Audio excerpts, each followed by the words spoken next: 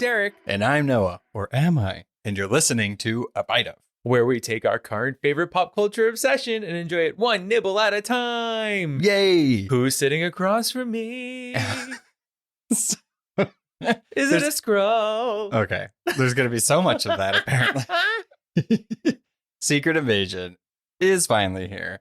It's been a long journey since we've talked about really anything Marvel, especially TV show-wise. It's marvelous to be back. She-Hulk was the last one? Shulk? Almost a year ago, 9 months, or give or take. The time is a blur. And that was the last time we did it before you watch. So it's nice to do these again. I wonder when the first one we're going to do that's not Marvel. Ooh. I don't know. What would it be? Percy Jackson. Oh. Hunger Games. Ooh, Hunger Games. All right, but this is all about Secret Invasion, the newest MCU Disney Plus show. Samuel L. Jackson, Colby Smulders, Martin Freeman, all these great people. Very excited. This episode is to get you and honestly ourselves in the mind of Secret Invasion to get ready. We're going to talk about briefly the comics. Briefly, real quick. You know how comics are. There's too much. There's a lot, but we really narrowed it down to like what we think is the best things now. And I think like out of all of the Marvel things that we've covered so far, this one had a pretty straightforward run. Yeah. I mean, look, honestly, before you watch Secret Invasion, Skrulls, you can stop listening. No, I'm just kidding. But really, I mean, yeah, so there's lots to talk about, but you know, we're going to talk about the MCU. We're going to talk about potential theories. Why is this happening? What's the impact? What could it lead to? All the fun conversations that are not confined to a single episode that we are talking about.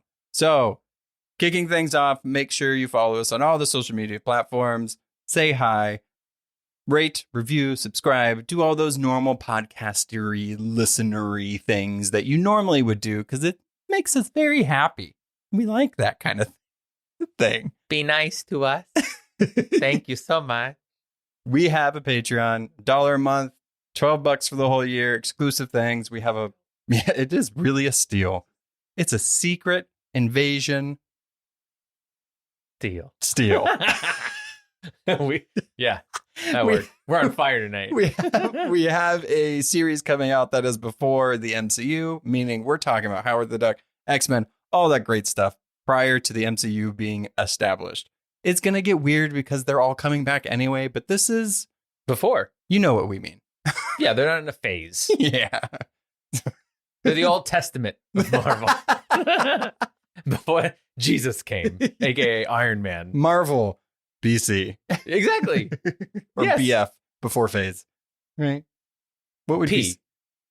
Oh. Phase. I like your fancy way of spelling phase. I think it's F-A-Z-E. With the apostrophe. Phase. All right, we know what we're talking about. So who do you trust? Possibly us. I don't think us at all. I think we are secret imposters taking over this podcast. All right. Do you want to officially announce the episode? Yes. Let us officially take a bite of before you watch Secret Invasion. Wee-doo-wee-doo-wee. Why? Aliens. What? Who can you trust? Remember, this is like Black Widow / Civil War tone and theme. So we have to be espionage. Okay? This is serious. I could never make it as a spy. Globe-trotting, text on the bottom, where we are currently at with the... Oh, yeah. That I like. That's what we have to be. No singing anymore. No. I'm going deep undercover as a cabaret singer. Okay. All right. Yes. I've got my plot. New York City. So usually what we do before you watch, because we like to talk about where all this stuff came from, right? Uh-huh. We have all the cards. Not all of them. Most of the cards. We have a good amount of cards. Yeah. Those cards that Marvel used to come out with, especially in the 90s, the early 2000s.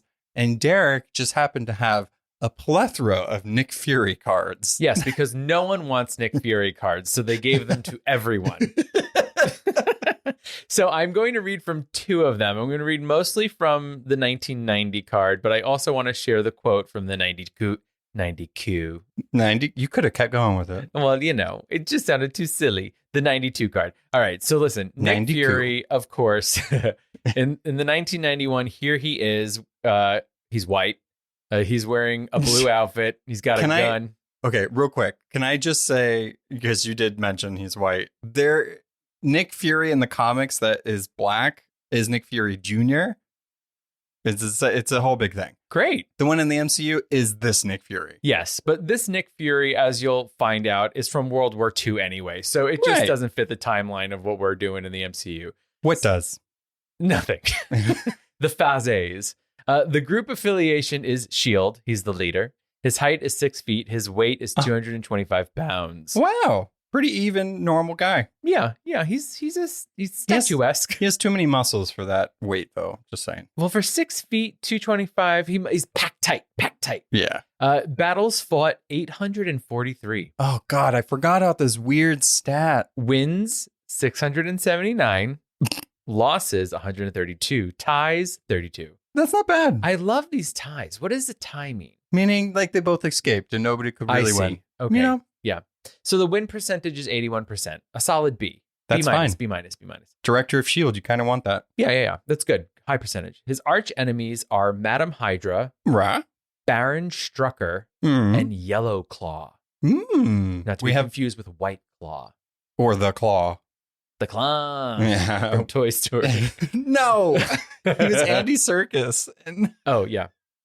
So his first appearance is in the comic Sergeant Fury and His Howling Commandos #1, which was released in May of 1963. Now, I do also want to say that on the 1992 card, it says that it was released in December of 1963. So who knows? Yeah. Again, timeline. Right. Doesn't matter. It's all whatever, Loki.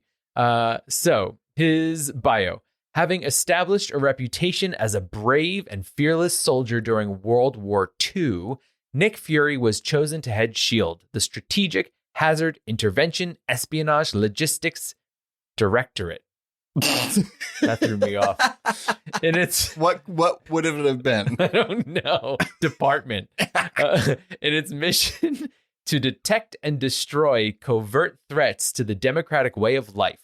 With his vast combat experience, technological know-how, and fighting prowess, this tough-talking, hard-hitting super spy is more than a match for just about any opponent he faces. Yeah, that's very much of the time. Yeah, yep.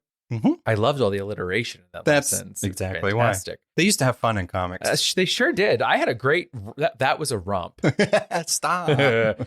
Did you know Nick Fury regularly ingests the top secret infinity formula to maintain his youth and vigor? Sure. That makes sense. Gross. I mean, that explains why nobody ages in comics. That's okay. I like that, actually. His real name is Nicholas J. Fury. What else would it have been? And the quote from the 92 card is, "I ain't much for chains of command, pal. I'm just a soldier that gets results." Says the person that becomes the director of a top secret organization. Okay. And by chains of command, he needs to be on top. Yeah, he is. Yeah. So that's Nicholas J. Fury. Those cards are amazing. We'll post them. They're always fun. They're to look so at. Great. Yeah. It's good. It's always humbling to know where we came from, or where it came. Not we. Where it came from. Them. The thing we like. I do also want to mention that on the 91 and 92 cards, he's smoking. Yeah, he smokes a lot. Yeah.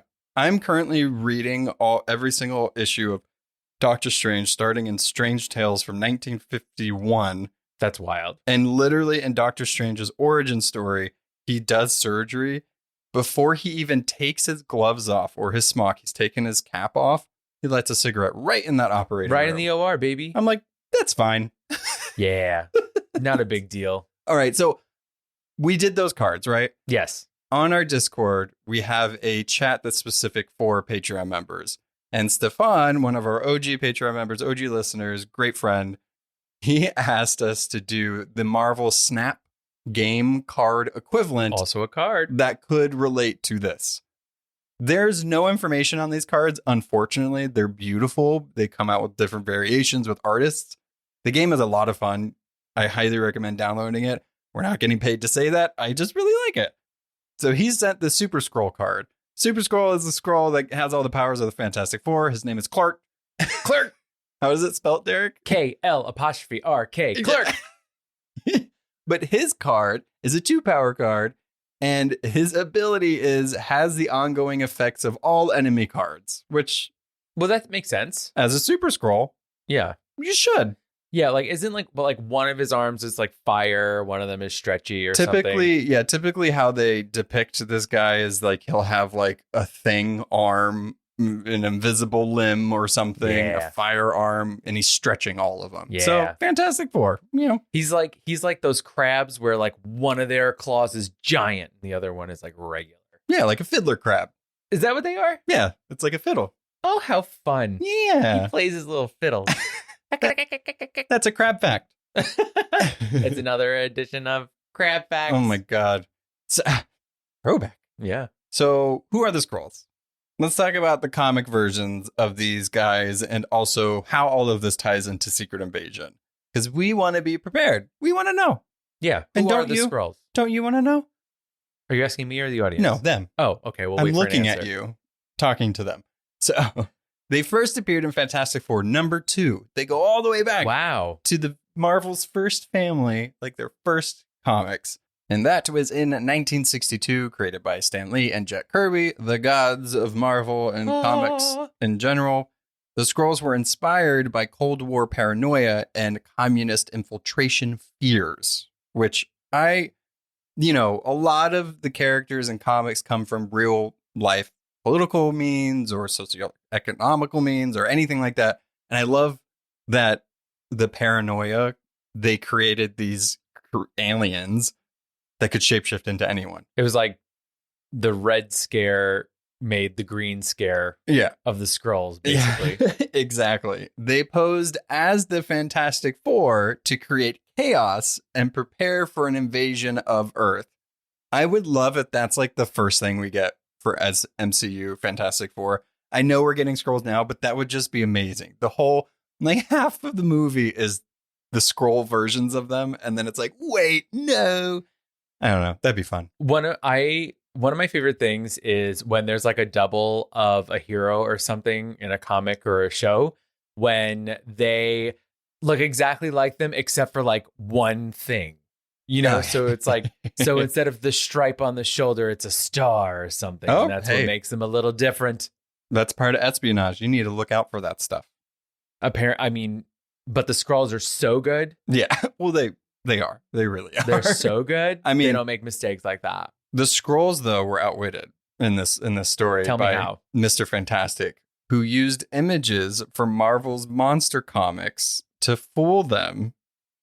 And he even hypnotized them to make them think they were cows. That took a turn that I was not ready for. It is it's so early Marvel. It's so Stan Lee. It's so like, of course that is. Why cows? Why not? Because they just eat grass and moo, and you can tip them over. Did they change into cows, or they were just thinking that they were cows? Moo. So from there, the Skrulls became a very significant cosmic threat when the Super Skrull, or combined with all the powers of Fantastic Four, was sent to Earth for revenge. So that's where Clark comes in, and he's really a big foe to the Fantastic Four and the greater Marvel heroes going forward. He's kind of like an experiment of when they're like, oh, they have superpowers that our shapeshifting isn't enough. Let's experiment. And that's Clark how he was born. Right. But they're not all that way. So you have to kind of undergo this thing or clone Clark, which has happened. So that way you have different and multiple of Super Skrulls. So sure. Yeah. And it's not something like where they need a piece of your hair or something. No, they could just do it. They could just do it. Yeah, they could just do it. So all of this really led to, and we found out about this in Captain Marvel, the movie.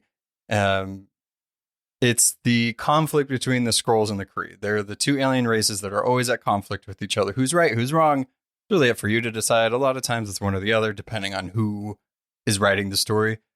the war in that one had Captain Marvel, the first hero that had Captain Marvel as a name, and brought together all of the heroes of the Golden Age and humans and everything to fight them. So that's really where the Skrulls came from. It all led to that, and they're still around. And here they are wreaking havoc still. And here they are. But one of the biggest things and the namesake for the show is actually of a comic with the same name. Exactly. So in 2008, Brian Michael Bendis wrote an 8-issue run of Secret Invasion. Thank you, Brian Michael Bendis, for Miles Morales.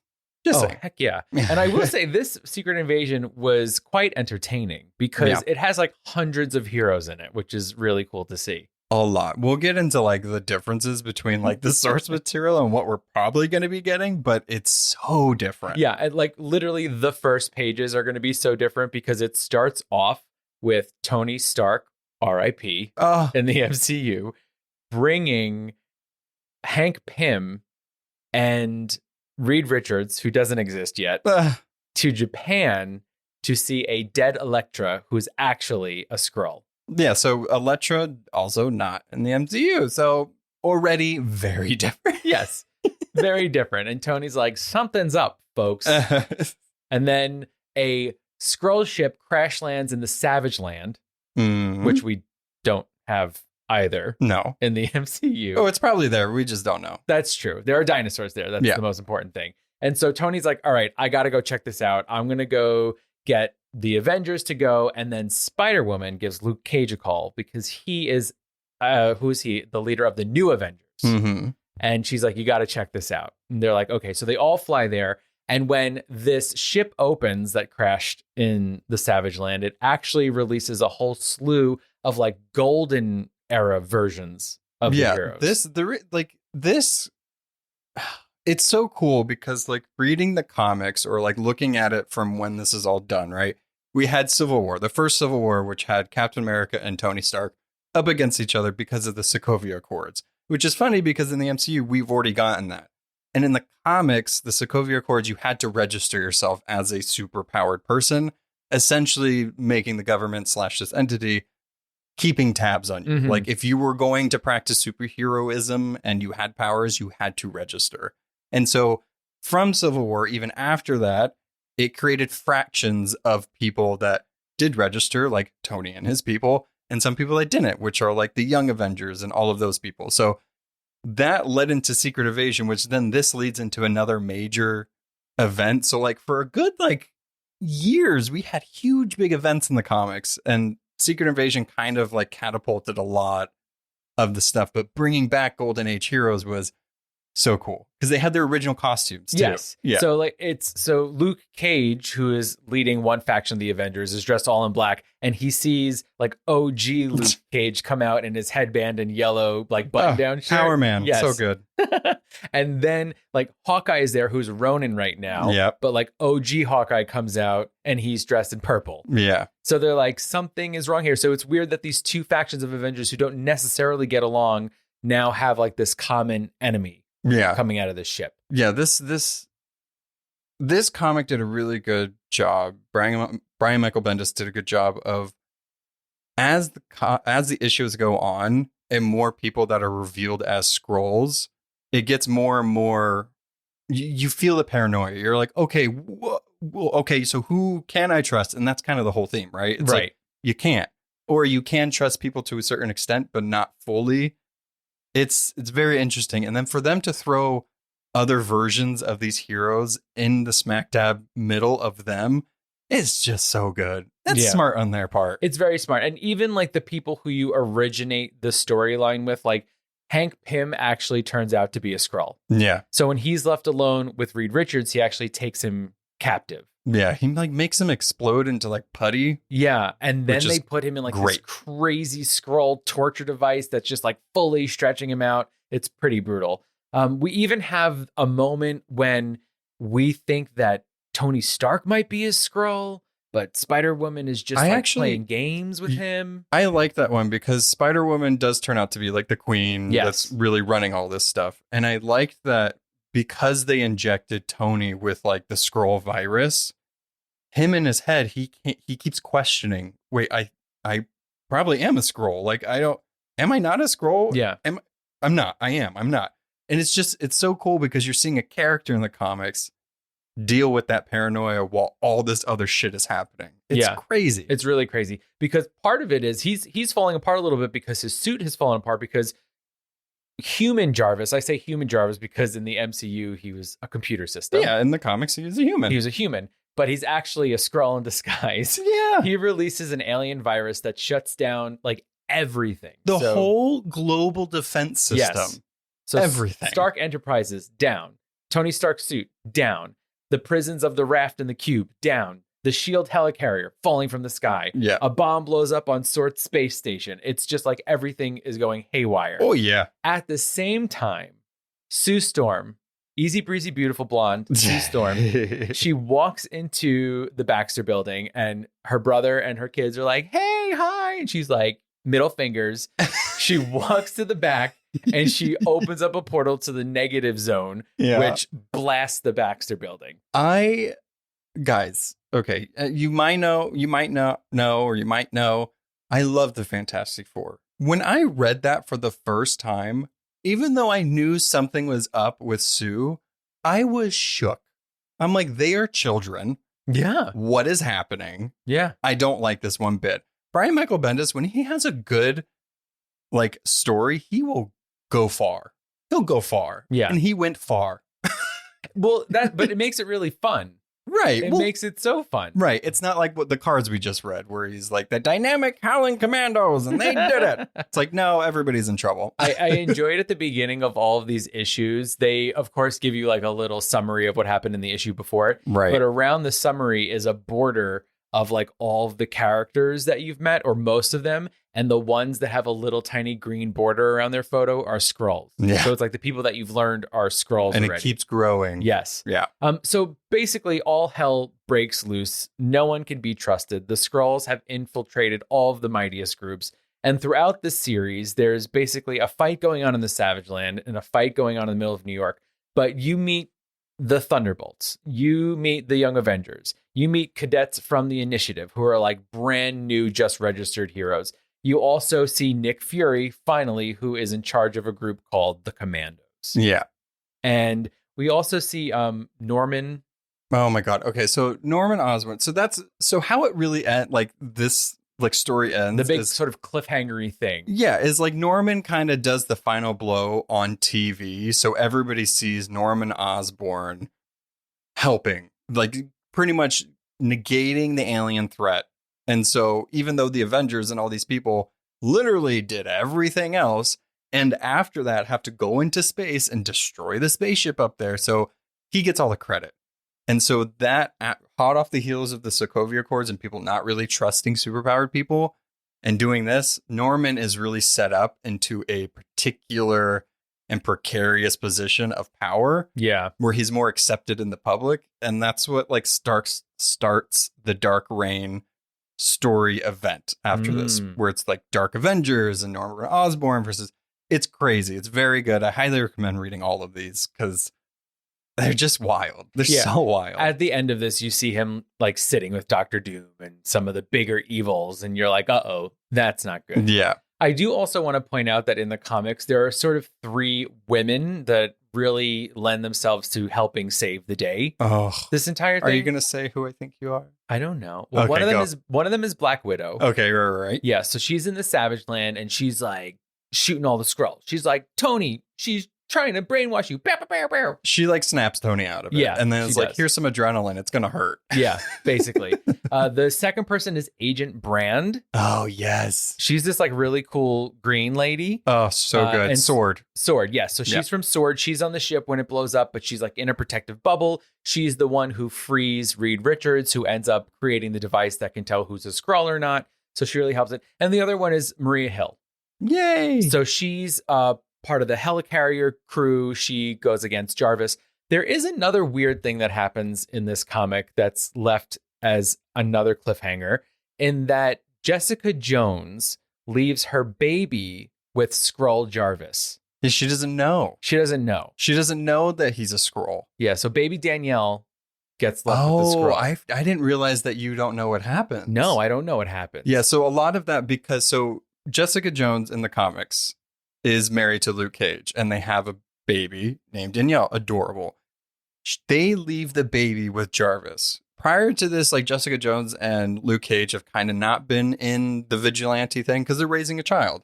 So she leaves it with Jarvis, who's a trusted person.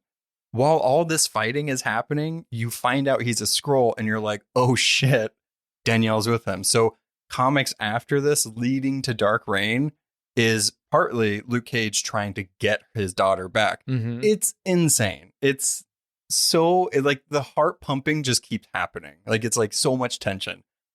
So good. I thought you were going to mention Janet, the Wasp. Oh, yes. No, I should mention So Hank Pym is a Skrull. that. Skrull. And prior to this, he injected her with something in case they needed to go back to regular size. Why would she think other than that? Because that's what they do. They go big, they go small. Turns out he like injected her with something that would make her blow up. It was like a bio weapon. She became a bomb. Yeah. She like exploded all of this like black stuff everywhere. And when I tell you, like, the Wasp, Janet is an OG Avenger, OG character. So, like, for Brian Michael Bendis to make her explode, He axed her. so sad. Yeah, I guess that is fair. I shared the 3 women who helped thing, but he does kill a lot of women in this. Yeah. He also kills Mockingbird. Oh, That yeah. whole thing. Yeah, Mockingbird. It's Hawkeye's. long story short. lover. It's Hawkeye's love of his life, who is the same character in the Hawkeye, his wife. Like, that's why we were theorizing. Remember, is she Mockingbird? Yes. Right. So it's that same character. She does end up dying, which is really sad. Mm-hmm. And like she thinks she's real, but she's really a Skrull. Right. It's a whole thing. Yeah, it's sad. Yeah. But I really enjoyed these 8 issues. I got through them really quickly. It's so wacky and wild and all over the place. Because it's mostly battle, there isn't a lot of like exposition. There Right. isn't a lot of like long, thoughtful conversations. It's just like crazy stuff keeps happening. The Skrulls are here. And so basically the Skrulls are just they've been planning this invasion because they want to take Earth over as their new home. Yeah, which is fine. That's it. Yeah. There is a new Secret Invasion comic that's very much more current by Ryan North, who is currently doing Fantastic Four, and Francesco Mobili? Sure. I want to say that's the name. Much more Maria Hill and Nick Fury focused, and it's much darker and espionage. Which sounds very similar to what It's- we might be getting. It's like still far removed, but closer. Mm-hmm. Not as many heroes. This is very super. Right. So those are like that explanation and what you have seen in the trailer for what we're about to see. Totally Look different. Nothing alike. Yeah. So different.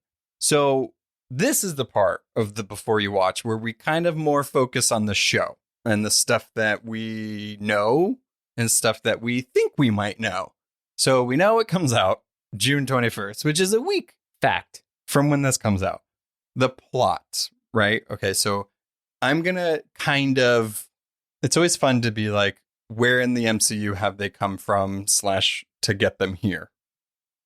The post-credit scene for Spider-Man Far From Home revealed that Nick Fury had been throughout that movie actually the Skrull Talos in disguise, while the real Fury was aboard a Skrull spaceship. We know this because of Captain Marvel. We know who Talos is, and we know that there is a faction of Skrulls trying to find a home. That's the whole point of Captain Marvel and why she was gone. The question is, though, why did Nick Fury get on that ship? Why did he leave? We kind of know that it's possible because of the events of Endgame, and he lost Tony, he lost Black Widow, he lost a lot of people close to him, so maybe he did that, but I'm really hoping to find out why. Yeah. Well, it seems like he knows that he was needed on Earth, and that's why he sent Talos. I mean, I think he was the one that sent Talos, right? Or he just stay. Yeah. I mean, I think those are the questions we don't know. I mean, in Spider-Man, it was just like, oh shit, Maria Hill and Nick Fury are Skrulls. Where are the other ones? Yeah. And it's very mysterious for him to not be in the middle of the action because he's always been that way. He's Right. always popped up and said, we need you. We got to do this. This is what we're working on. Yeah. So somehow he gets news of something happening on Earth because he's back on Earth. We know from the trailers, or can assume, that he is back on Earth because a rogue faction, I was going to say fraction, of Skrulls led by Gravix, who's a new character, but the leader of the rogue fraction of Skrulls. Oh my God, these words are so hard to say together. They're all made up. Rogue faction of Skrulls. There we go. I said it. That's not made up. Rogue. I was trying to help you. I was just saying they were made up. Skrulls is made up. That's not real. But so what we know is like it seems like he's dissatisfied with what Talos and Fury and all of them are trying to do. One of the bigger things, and from what we could tell from these trailers, is that they're fed up with it. There's a part of them that just wants to take over where they're at now. If that's the end game, I guess we'll find out. This is like when I think about what we see in the trailer, especially with Gravix, is that his name? Is like it feels almost like the Matrix, how he can like multiply and there's many of him, and those are just other Skrulls looking like him. But it feels like the Matrix. Yeah. You know what I mean? Like with the agents, I know. They can just be everywhere and look like each other. Agent Smith. Yes, exactly. So it's like, oh gosh, we're getting like spy espionage Matrix. Everybody's wearing trench coats. It's crazy. Yeah, I'm very excited for that. The cast is a very interesting cast. We have Nick Fury, Samuel L. Jackson, former director of S.H.I.E.L.D., working with Skrulls at some point. We don't know. Space pirate. Yeah, we don't know any of that. Hopefully, we will find out. Ben Mendelsohn as Talos, who we've seen before, leader of the Skrull sect that is an ally to Fury and our heroes, we can assume. Kobe Smulders, a.k.a. Maria Hill. Love her. Love her character. She's back. And she understandably is pissed off at Fury because she's been trying to contact him and he's like, nope, not returning any calls. She's furious with Fury. Yeah. You got it. Got him. Martin Freeman, Everett K. Ross. This guy. Former agent of the Central Intelligence Agency, CIA, ex-husband of Valentina Allegra de Fontaine, who we last saw of Wakanda in Wakanda Forever, who was rescued by Okoye, aka the Midnight Angels. He's another one. So many names. These are the roles you want in the MCU. Don't be a major hero. Be someone in like Shield-ish, Sword-ish territory, because you can just pop up whenever you want. It's really true. Right? Yeah, I agree. Yeah. So I'm happy to see him back, though. But you don't want character. Kingsley Ben-Adir's role as Gravik, because he might be dead. He might be dead. So he's the leader. And what I'm really curious about is if you remember in the trailers, so you know how we talked about Super Skrulls? I do remember that. It looks like he has I don't want to say stretchy powers because there's no Mr. Fantastic, but he makes his arms into viney things. Yeah, they're very stretchy. And there's also scenes where a bunch of people are laying under these like glowy blankets, which I can only assume is somehow they're creating Super Skrulls. Like cloning again. Cloning and then making Super Skrulls, because Skrulls shouldn't have the ability to stretch like that. Right. Doesn't seem like something a normal Skrull can do. Because he, like, that's just him in his, like, Skrull form. Although, no, he's disguised as someone. Right. Confusing. His Skrull form is his Skrull form. Right. And then he shapeshifts, but he can't have stretchy vine powers. That's just not part of it. Mystery. Yeah. So they're creating possibly Super Skrulls is the point. All right. We got 3 more major players, okay? Emilia Clarke as Gaia, who is Talos' daughter, which we did see in Captain Marvel, but she was a child. She was a baby. Remember, that took place in the 90s, so it's like... forever ago. Yeah. 20 years more. This way, so she turned into Emilia Clarke.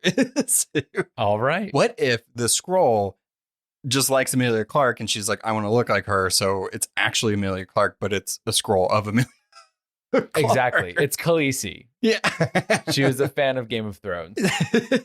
So one of the newcomers, which I think we have to really keep an eye on, is Olivia Colman as Sonia Fallsworth, which I love the name. But she's a high-ranking MI6 agent, old ally of Fury. They want to protect England's national security, so there might be some, like, I want to protect my people, you're fucking it up type thing. I don't know if I can fully trust her. She's got to be Queen Varanki.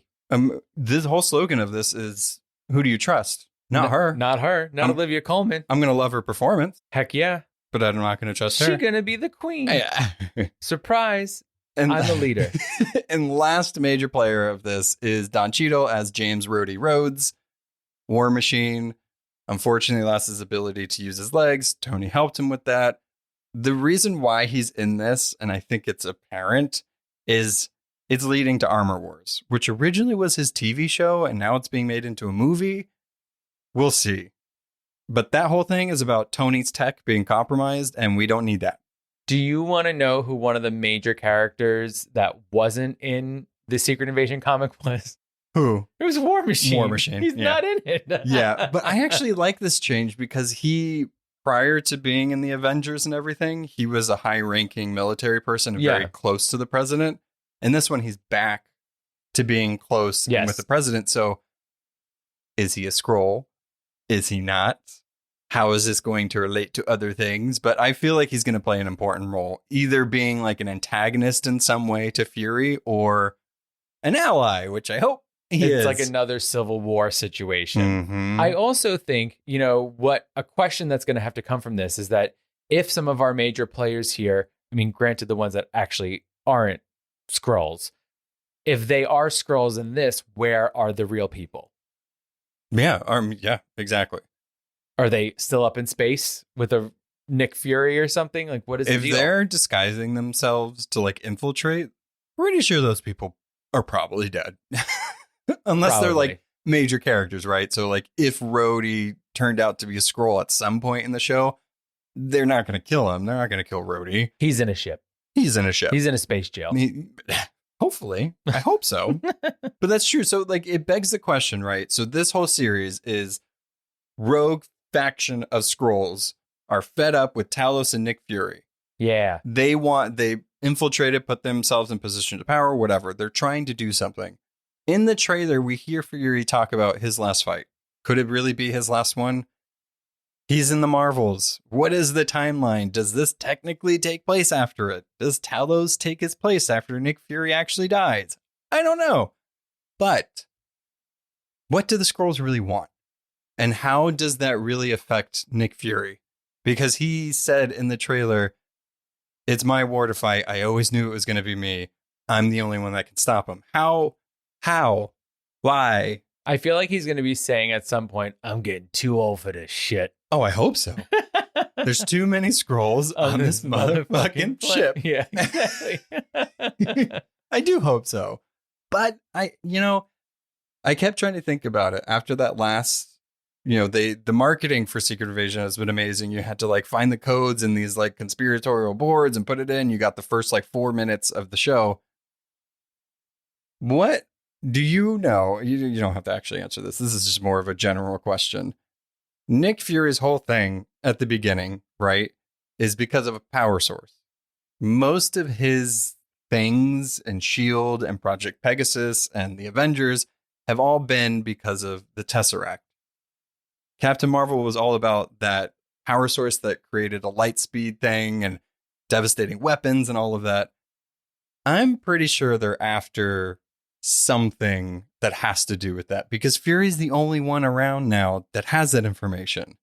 It does feel like they would be after some sort of resource. Mm-hmm. Because I would feel like if it was really a thing of them trying to take over the entire planet, it would probably involve more people and more heroes. You know what I mean? Like, So that feels like too grand of a scheme for this show. But I think you're on the right track. I think there's some sort of resource or secret information that they're trying to get to.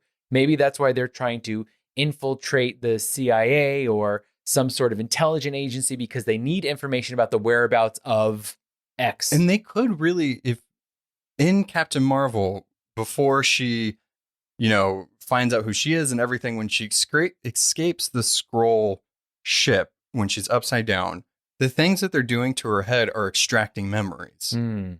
They could easily do that to Fury to extract the things that they need. Because my line of thinking here is that these Skrulls that are being aggressive and trying to do these types of things are probably not even wanting to stay on Earth, but wanting to get this type of thing to then get back at the Kree that made them here in the first place, which would create the Skrull and Kree War, another one. but it could further a conflict that Captain Marvel might be a part of. I was just going to say, I wonder if they're even trying to find Captain Marvel. Yeah, I mean, brainwash her and leverage her as a weapon. I think that's what we'll have to wait and see. We'll have to wait and see where this leads off. Is this going to be kind of like a fought in the shadows type thing where like nobody's really going to know about what happened in Secret Invasion? But then does Monica and Carol find out about this because they're very much tied to the Skrulls and Nick Fury? And so even we've seen a teaser trailer for the Marvels, right? And Nick Fury is in it. So when does that even take place in conjunction to Secret Invasion? That's why I was curious of Nick Fury saying it's his last fight. It sounds very much like dying words and a thing.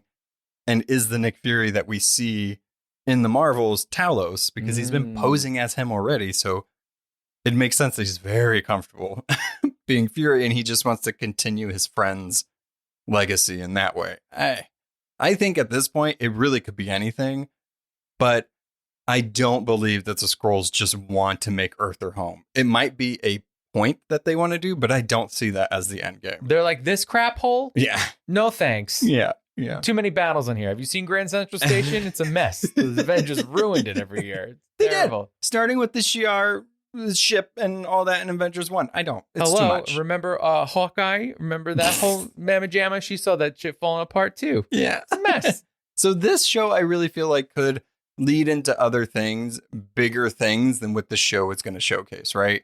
The comics is much bigger, much grander. I was a little disappointed when I found out at first it was going to be spy espionage, very more globe-trotting, self-contained almost, because I want that Secret Invasion that we got in the comics. But I guess I have to wait for something bigger. I mean, the Secret Invasion in the comics definitely feels sort of like an Endgame type situation, right? Where all of the heroes are there fighting. I mean, and we're just not going to get that in this. So it's going to feel more X-Files. We could possibly get it in a different way. Secret Wars is like the last Avengers movie of this saga. So it's like we could get something like it. And I put that in quotes, just in a different way. Like the Skrulls could be involved. Doesn't have to be exactly what happened in Secret Invasion. So I don't know. I think they're still figuring. And, you know, I always love when we get surprise character appearances. So I'm hoping that we get some people. I don't even know showing up. Who would show up in this that is alive that would fit? I mean, like Captain America could show up in this. Yeah. He's gone. No, he's not. New Captain America. Oh, I was like, Derek. Steve Rogers is gone. I mean, right? Because where's he been for a while? Oh, yeah. That's true. Right. So this is coined as present day. I don't know. Yeah. I could see Anthony Mackie showing up. Right. And especially, right, because we've seen him filming with Harrison Ford. So he has his own movie coming out. We need a trajectory for his character. I mean, this could very much lead into those types of things. Like, there's going to have to be something that leads into Brave New World, Captain America, lead into Ironheart, lead into Armor Wars. So this one kind of seems like it's going to do that. I don't know. I feel like Tony's tech is very much going to be vulnerable at some point after this, and we'll just have to see if his legacy is protected. Pepper Potts is going to show up. Please no. The Gooptress herself back on the set. Well, as long as we get to see the daughter, I'm fine. Oh, there you go. Yeah. Oh my God. All right. So that's all the stuff that we know, that hopefully you learn something new. Join our Discord. Follow us every week. All the new episodes that we're covering of Secret Invasion come out Fridays. You watch the show on Wednesday. Our episode comes out on Friday, ready for the weekend. We give an extra day to watch in case you don't get to see it on Wednesday. Yeah. Yeah. Yeah. One more. Yeah. All right. So till next week, we're finally with Nick Fury again and all of the espionage people that we could think of in the MC. We're spies. We're going to be spies next week. Oh my gosh. So secret. All right. See you next week. Bye. Thanks for listening to A Bite of. Artwork and editing by our own Noah. Be sure to follow us on Instagram and Twitter at A Bite of Pod, and on Facebook at A Bite Of. If you have any questions, recommendations, or just want to say hi, you can contact us on abiteofpod.com. Please be sure to subscribe, rate, and review to spread the word. See you next time on A Bite Of. Bye!